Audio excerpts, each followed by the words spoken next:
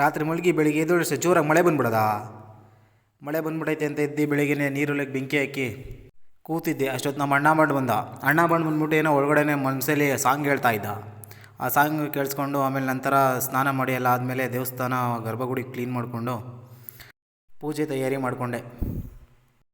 ನನ್ನ ಹಿಂದೆ ನೆರಳಾಗಿ ನನ್ನೆಲ್ಲ ಗೆಲುವಾಗಿ ಕಣ್ಣಾಚೆ ಉಳಿದಂಥ ನಂತರ ಅದೇ ರೀತಿ ಕರ್ಪೂರದ ಆರತಿ ಮಾಡಿ ಅಮ್ಮನವರಿಗೆ ಕಣ್ಣಾಚೆ ಉಳಿದಂಥ ಮೌನ ನಿದ್ದೇಲಿ ಮಡಿಲ ನಂತರ ದೇವಸ್ಥಾನವನ್ನು ಕ್ಲೋಸ್ ಮಾಡಿ ನಟರಾಜ ಸರ್ವಿಸ್ ಮೂಲಕ ಮನೆಯ ಕಡೆಗೆ ಹೊರಟೆ.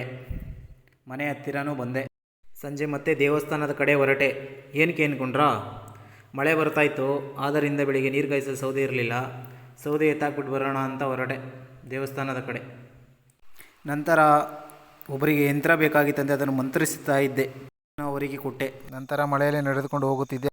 ಆವಾಗ ಮುತ್ತರಾಜಣ್ಣ ಮತ್ತು ಅವರ ಮಗ ನನ್ನ ಜೊತೆಯಲ್ಲಿ ನಡೆದುಕೊಂಡು ಬಂದರು.